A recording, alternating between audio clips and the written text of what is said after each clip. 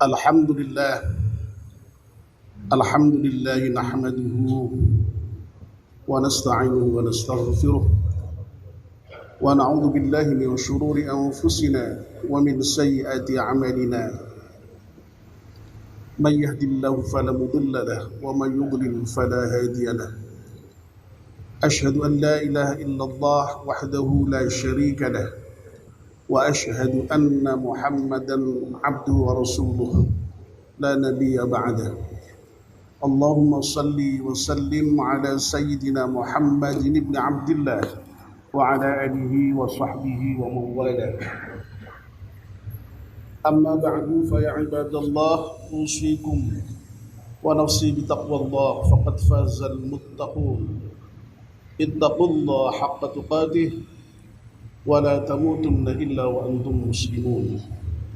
قال الله تعالى في القرآن الكريم: أعوذ بالله من الشيطان الرجيم بسم الله الرحمن الرحيم وقل اعملوا فسيرى الله عملكم ورسوله والمؤمنون وستردون إلى عالم الغيب والشهادة فينبئكم بما كنتم تعملون.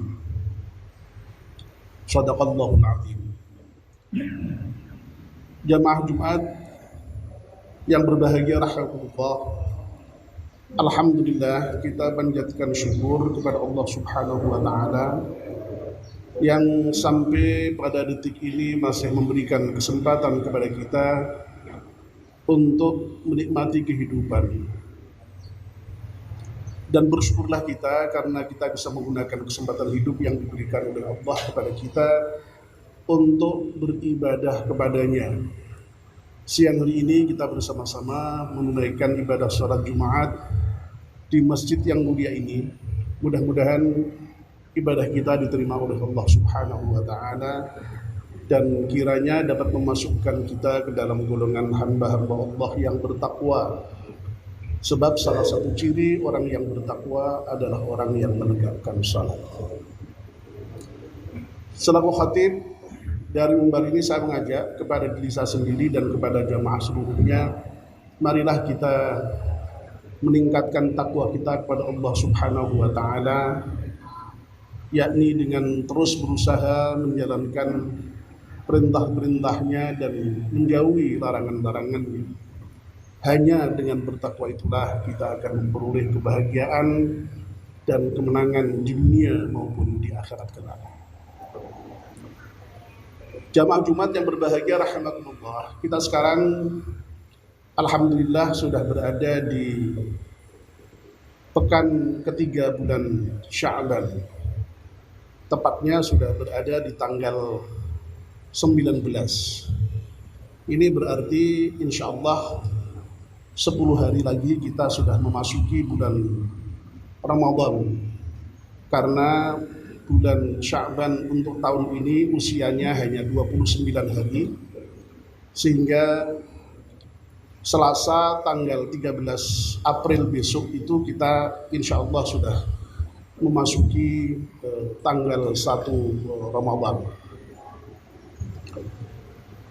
Tentu saja dengan semakin dekatnya datangnya bulan Ramadan ini, kita sebagai seorang muslim dituntut untuk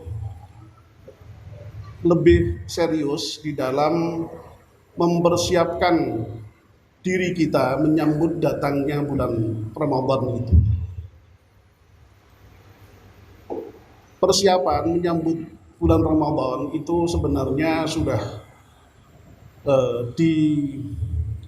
disarankan oleh Nabi kita untuk dimulai sejak jauh hari. Sejak Rajab itu sebenarnya kita harus sudah siap-siap itu menyambut Ramadan. Dan itu tergambar di dalam doa yang selalu kita panjatkan kepada Allah ketika bulan Rajab tiba. Doa kita ketika bulan Rajab tiba itu kan, Allahumma barik lana fi Rajab wa Sya'bana wa ballighna Ramadan. Ya Allah, berikanlah berkah kepada kami di bulan Rajab ini dan juga bulan Sya'ban, serta sampaikanlah kami usia kami nanti pada bulan Ramadan. Jadi kita minta untuk diberi bisa sampai di bulan Ramadan, bertemu di bulan Ramadan, itu sudah kita mohonkan sejak bulan Rajab tiba.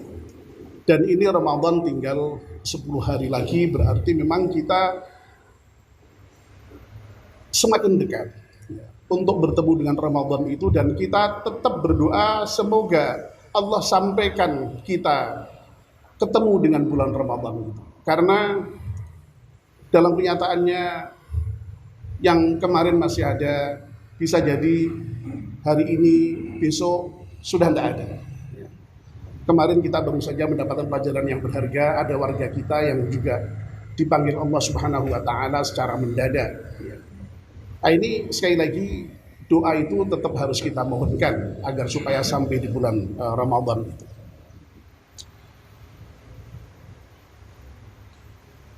Bapak dan saudara sekalian, jamaah salat Jumat yang dimuliakan Allah Subhanahu wa Ta'ala, di bulan Sya'ban ini yang orang Jawa menyebutnya bulan ruah, kita punya tradisi untuk nyadran atau berziarah ke makam para leluhur kita.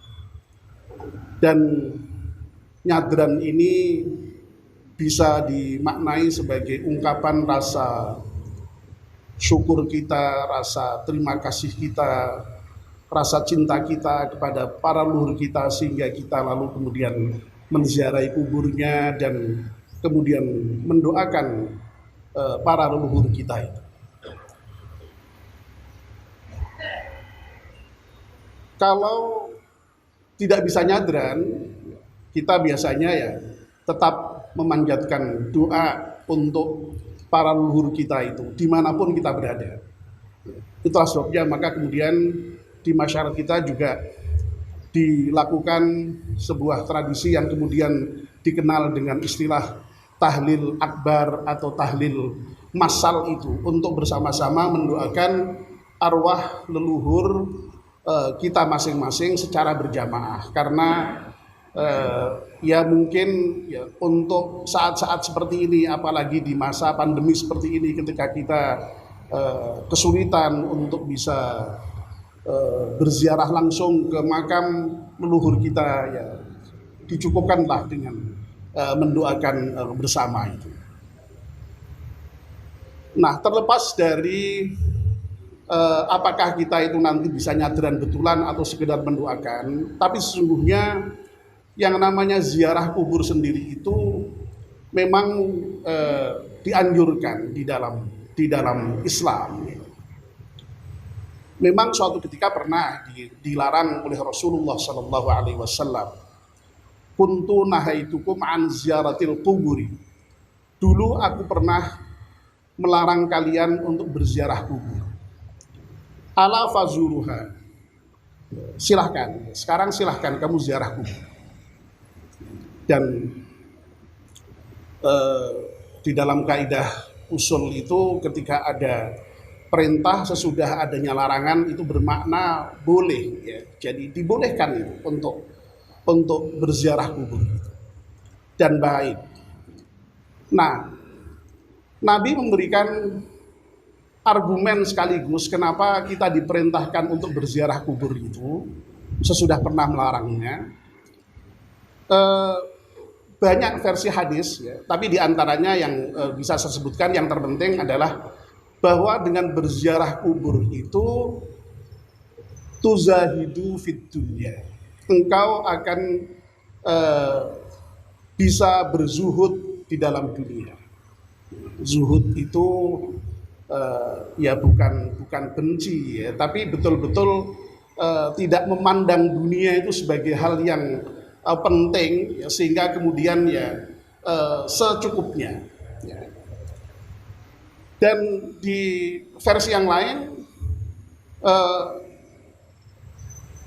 Nabi menyatakan tudzakirul akhirah, dengan ziarah kubur itu akan mengingatkan kalian pada akhirat. Di versi lain lagi ada tudzakirul maut, akan mengingatkan kalian kepada kematian. Ya. Jadi banyak versi memang.